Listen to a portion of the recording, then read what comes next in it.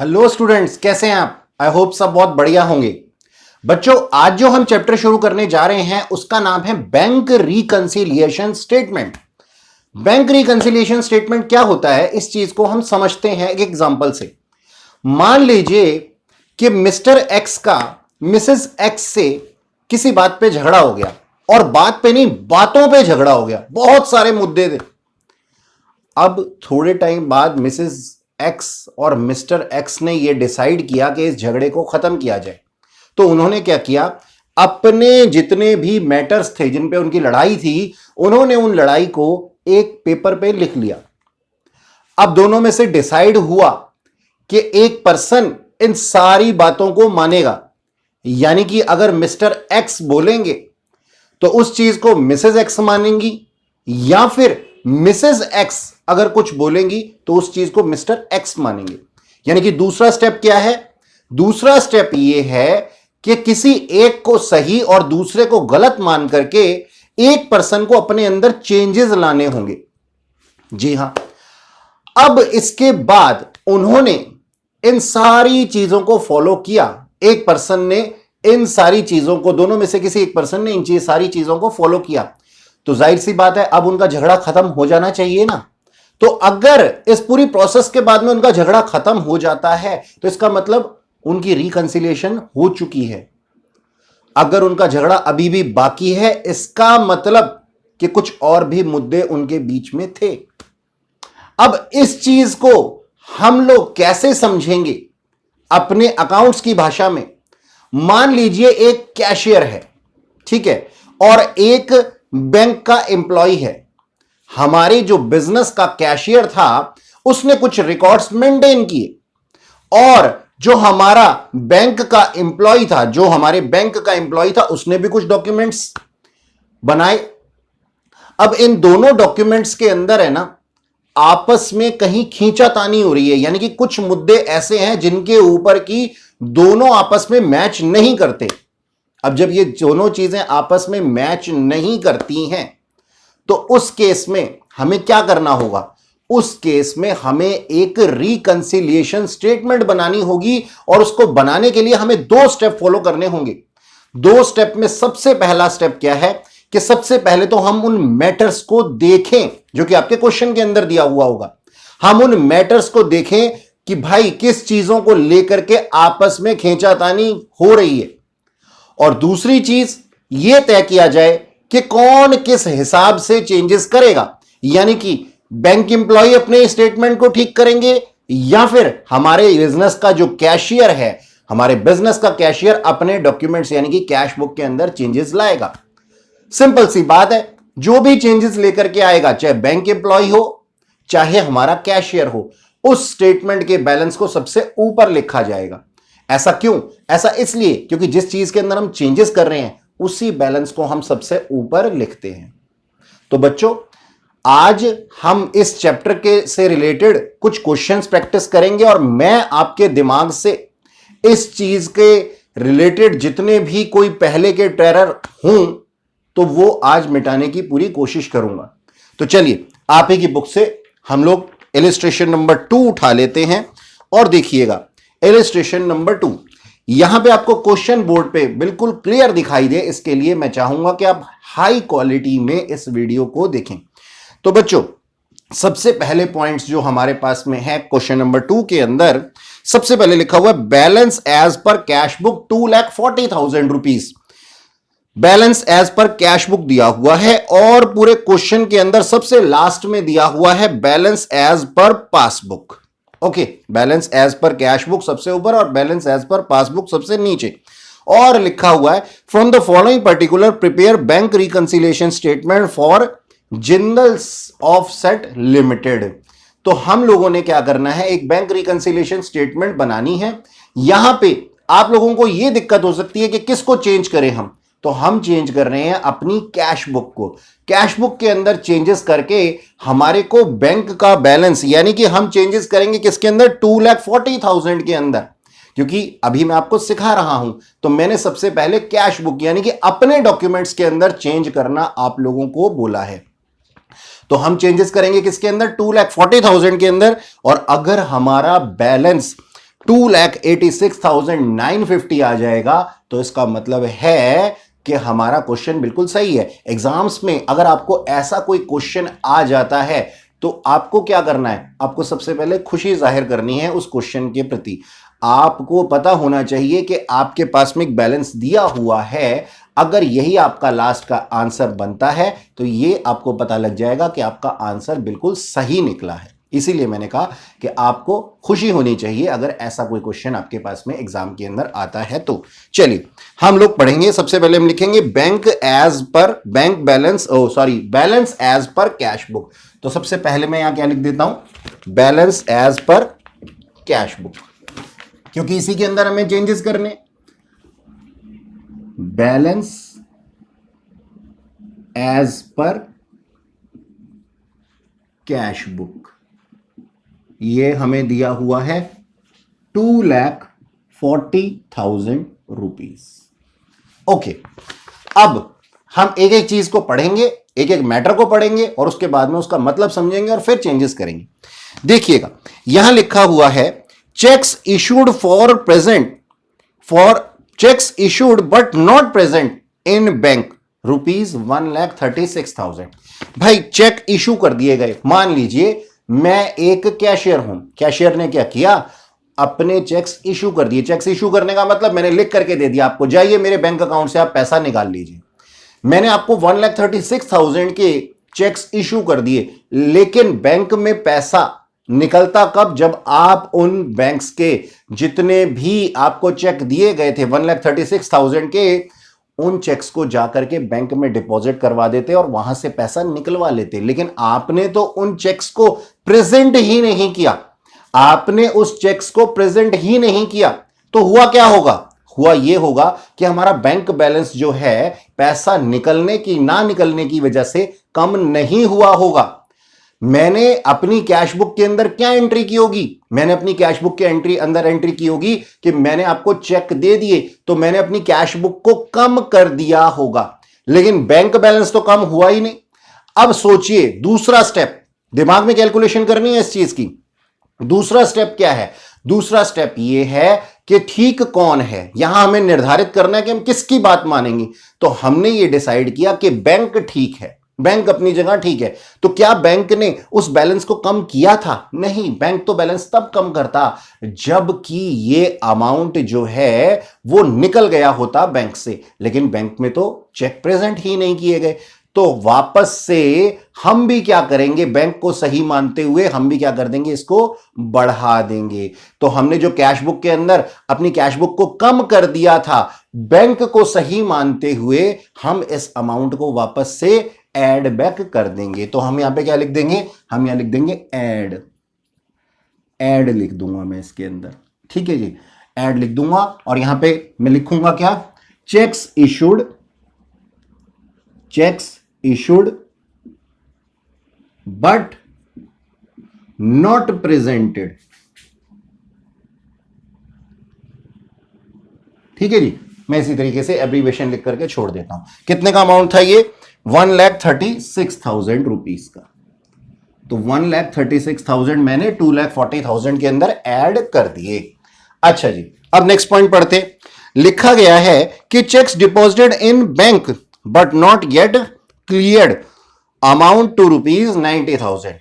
इसको समझिए, ध्यान से समझिए, हुआ क्या है। हुआ यह है कि हमारे पास में कुछ चेक्स थे, किसी ने दिए होंगे, हमारे किसी डेटर ने, तो हमारे पास कुछ चेक्स आए, हमने उन चेक्स को डिपॉजिट कर दिया अपने बैंक के अंदर।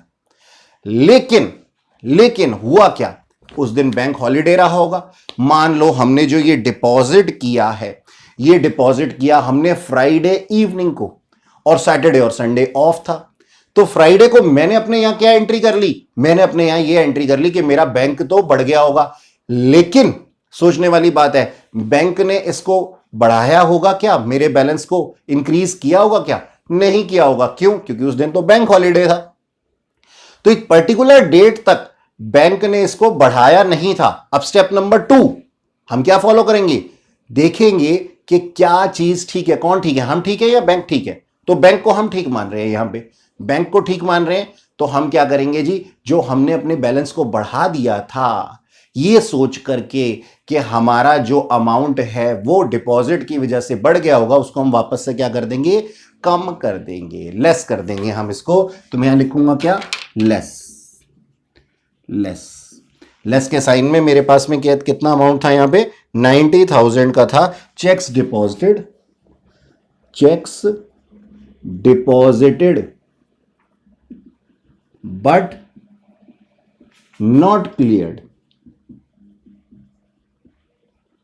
ठीक है जी, और इसका अमाउंट था 90,000 रुपीज, और इस 90,000 को मैं नेगेटिव के अंदर डाल देता हूं, लेस। अच्छा जी, इसके बाद लिखा हुआ है बैंक चार्जेस अमाउंटेड टू ₹300। देखो बच्चों, कभी कभी क्या होता है, कुछ बैंक के चार्जेस लगा देता है बैंक, भाई आपने कुछ नॉन ट्रांजैक्शन फीस आपके ऊपर हो गई, या फिर किसी अमाउंट के ऊपर कोई इंटरेस्ट चार्ज कर लिया बैंक ने, कुछ आउटस्टैंडिंग अमाउंट था, कुछ भी किसी भी तरीके से, तो बैंक ने हमारे खाते में से, हमारे अकाउंट में से पैसों को डिडक्ट कर लिया, पैसों को काट लिया। अब जब उन्होंने ये पैसों को काट लिया है तो हमारा बैंक बैलेंस क्या हो गया, कम हो गया होगा। लेकिन हम तो अपने ऑफिस में बैठे हुए थे, हमें थोड़ी ना सपना आ रहा था इस चीज का कि बैंक ने हमारे बैंक बैलेंस को कम कर दिया है। अब स्टेप नंबर 2 देखिए कि सही किसको माना जा रहा है, हमें या फिर बैंक को। तो बैंक को सही माना जा रहा है। अब जब बैंक को सही माना जा रहा है तो हम क्या कर देंगे जी, अपने यहां पे चेंजेस करते हुए हम भी अपने अमाउंट को कम कर देंगे, यानी कि डिक्रीज कर देंगे। तो मैं लेस लिख देता हूं, लेस में लिख देता हूं अनरिकॉर्डेड, रिकॉर्ड नहीं किया था ना हमने, अनरिकॉर्डेड बैंक चार्जेस। ठीक है, और इसका अमाउंट था बच्चों कितना, 300 रुपीज। तो 300 रुपीज मैं और लेस कर दूंगा इस तरीके से। ओके, नेक्स्ट है हमारे पास में इंटरेस्ट क्रेडिटेड बाय बैंक। अब इस चीज को जरा ध्यान देखिएगा, समझिएगा इस चीज को, मैंने इसके आगे क्वेश्चन को बोला नहीं है। इंटरेस्ट क्रेडिटेड का मतलब क्या है कि बैंक ने हमारे को पैसा दे दिया होगा, तो बैंक ने पैसा कहां डाला होगा, हमारे बैंक अकाउंट में डाल दिया होगा। आगे पढ़ता हूं, interest credited by bank amounted to ₹1250। 1250 रुपए का इंटरेस्ट बैंक ने हमारे किसी डिपॉजिट्स के ऊपर या किसी भी तरीके से कोई हमारी इनकम मान लीजिए हुई है, तो उस बैंक ने हमारे को पैसा दे दिया है, उसने इंक्रीज कर दिया है हमारे बैंक बैलेंस को। अब जब इस पैसे को उसने इंक्रीज कर दिया है तो हमें क्या ऑफिस में सपने आ रहे हैं, क्या हमने सोचा था ऐसा कि भाई हमारा बैंक बैलेंस इंक्रीज हो गया होगा? नहीं जी, हमें तो पता ही नहीं था। अब जब हमें पता नहीं था, दूसरा नंबर स्टेप किसको ठीक मानना है, बैंक को ठीक माना हुआ है जी हमने। तो बैंक ने जो चेंजेस किए, बैंक ने इंक्रीज किया, तो हम भी क्या कर देंगे जी, हम भी इंक्रीज कर देते हैं। तो हम इसको क्या कर देंगे, ऐड लिख देंगे यहां पे, ऐड, और वही लिखेंगे अनरिकॉर्डेड, अनरिकॉर्डेड इंटरेस्ट अमाउंट।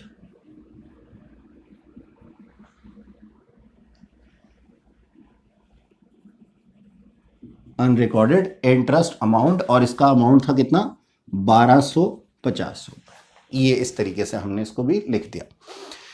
चलिए आगे पढ़ते हैं। हाँ, लास्ट पॉइंट लिखा हुआ है, the bank balance as per passbook 2,86,950 rupees. ठीक है जी, तो अगर हम इन सब को एडजस्ट कर देते हैं तो हम देख लेते हैं कि हमारा बैलेंस भी यही आ जाता है। तो हम क्या लिख देंगे यहां पे लास्ट में,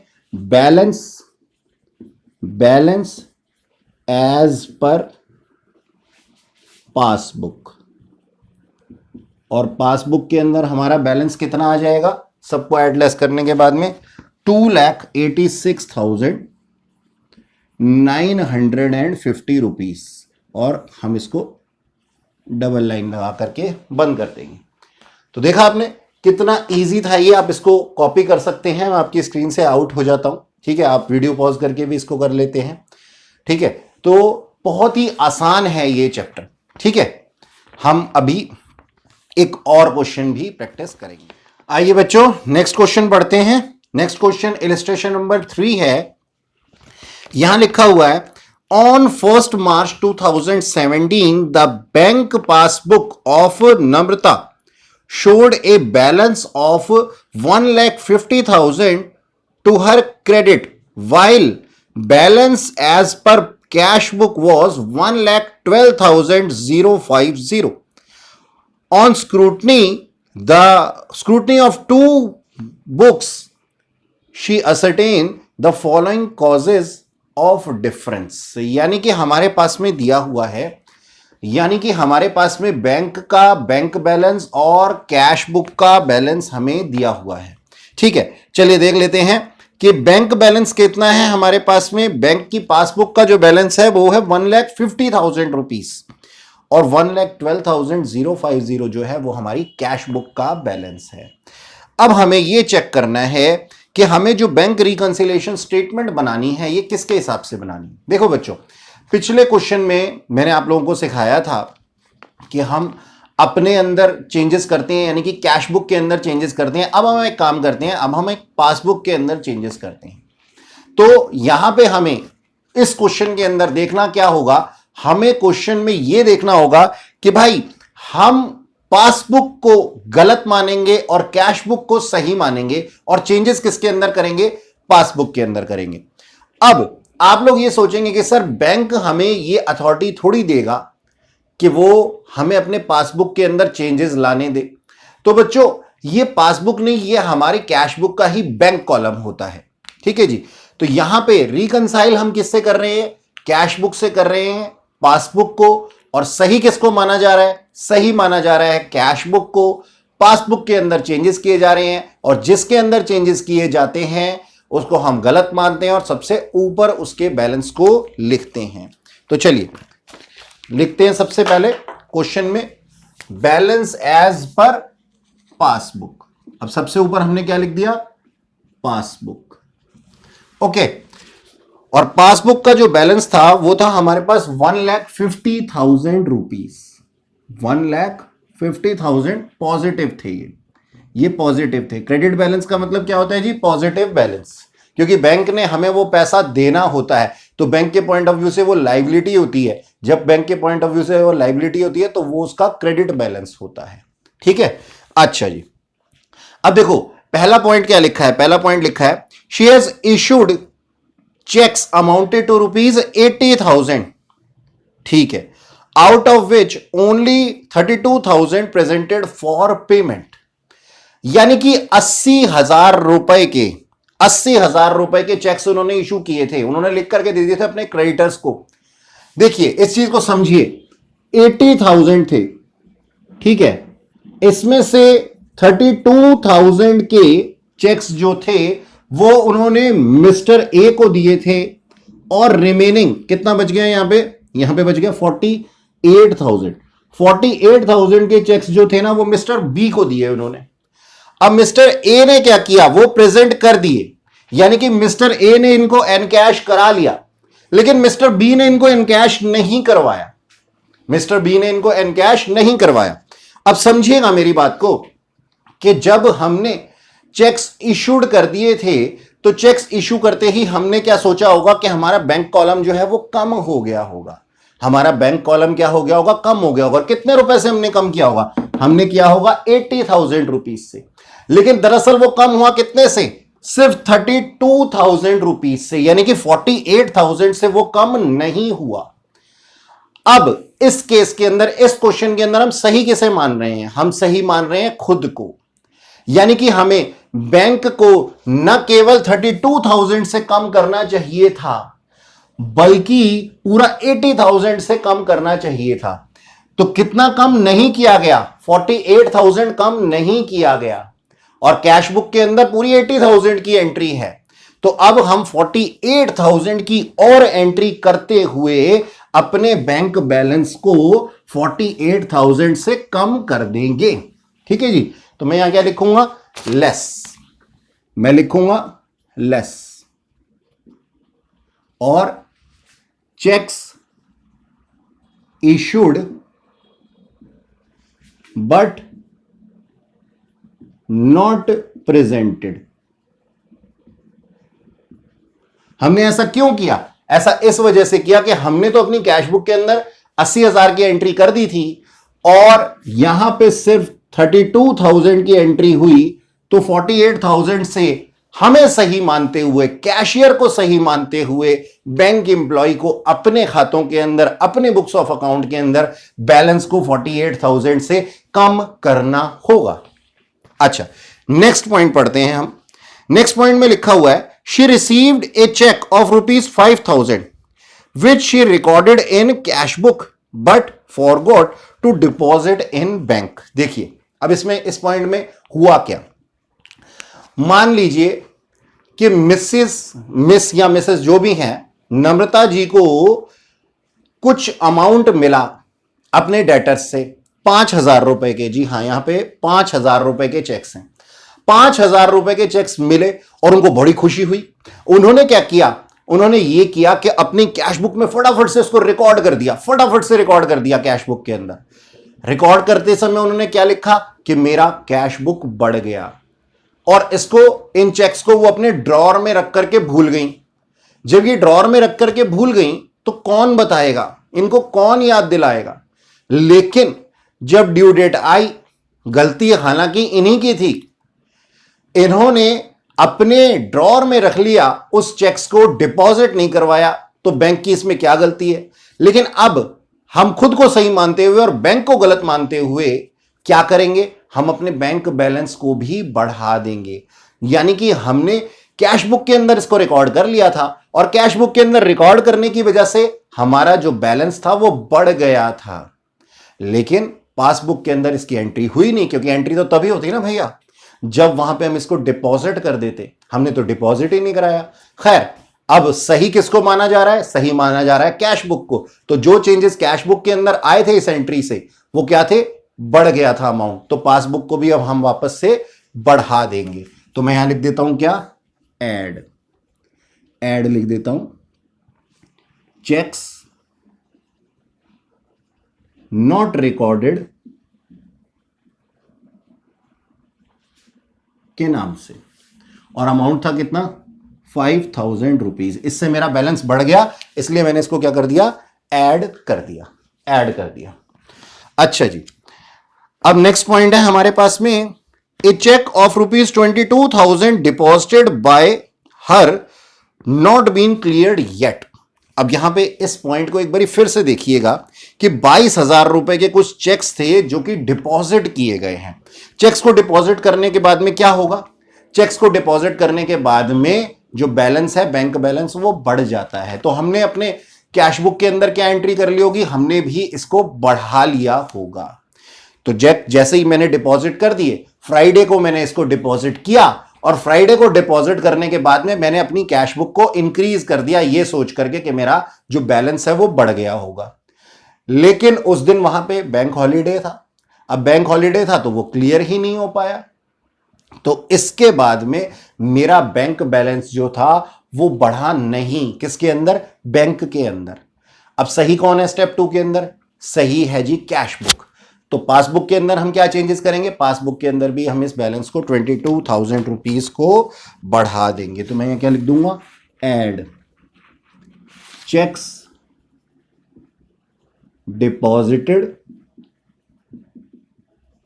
बट नॉट क्लियर्ड के नाम से, नॉट क्लियर्ड के नाम से हम इसको कर देंगे। और कितने के थे ये चेक्स, 22,000 के, ऐड कर दिया 22,000 रुपीज। अच्छा जी, इसके बाद में क्या लिखा हुआ है, मिस्टर गुप्ता डिपॉजिटेड। अब मिस्टर गुप्ता कोई और हैं, ठीक है। Mister Gupta deposited an amount 15,700 in bank which has not been recorded by her in cash book yet।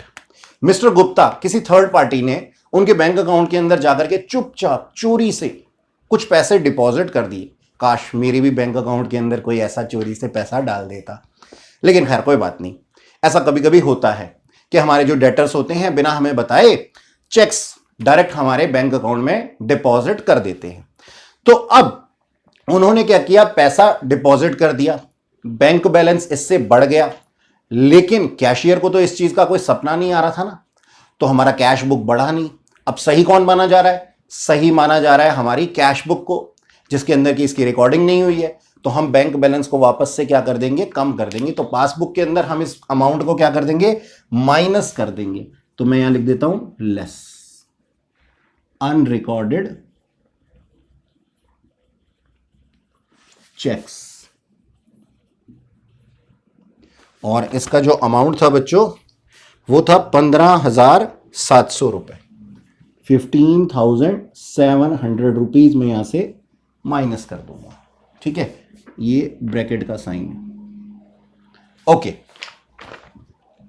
Last point में देखिए क्या लिखा हुआ है, bank has credit an amount an interest of ₹1500 while charging 250 as bank charges. देखिएगा, समझिएगा, इसके अंदर दोनों चीजें हैं।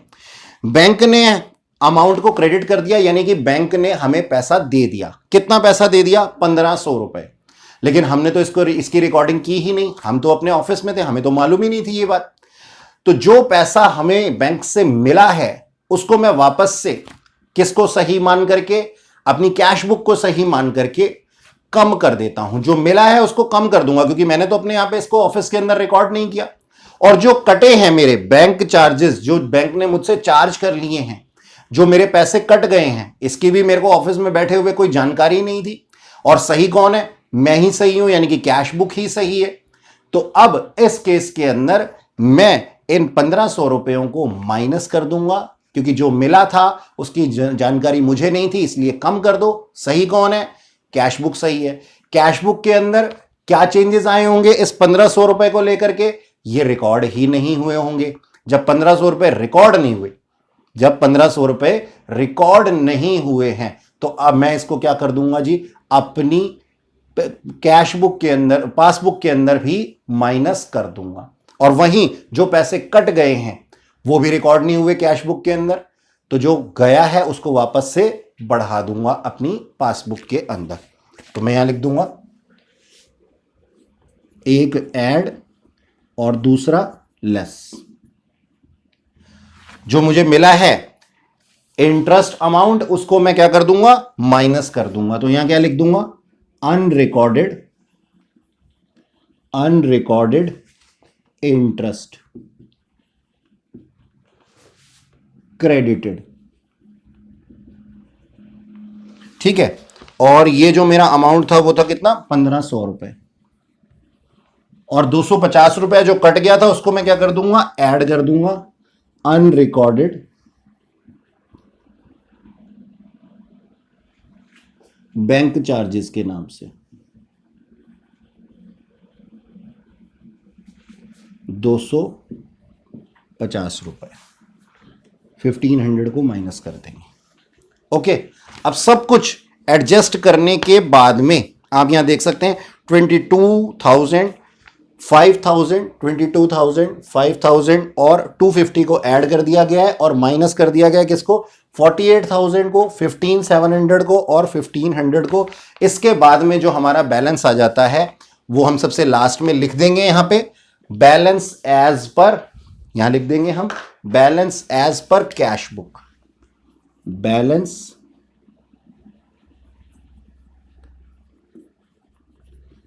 As per